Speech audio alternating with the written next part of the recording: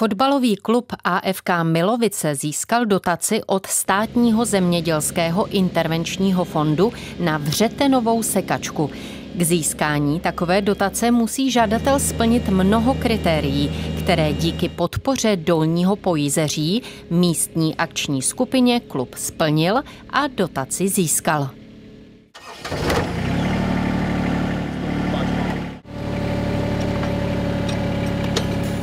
Tak jako klub dlouhá léta usilujeme o pořízení vřetenové sekačky.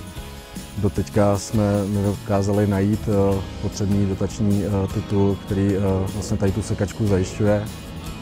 Sekačka je značky John Deere, je to model 6500 a vřetenová sekačka je mnohem lepší než bubnová sekačka, kdy vlastně ustřižením nebo usečením toho trávníku dojde k rychlejší regeneraci té trávy a lepšímu růstu. Touto sekačkou plánujeme sekat už naše revitalizované plochy a nejenom, že by nám ušetřili čas na sekačce a vlastně i ušetřili vlastně na pohonných hmotách, ale slibujeme si, že nám zdokonalí a zlepší náš trávník, který dostane tady tou údržbou lepší regeneraci a lepší podmínky pro svůj růst.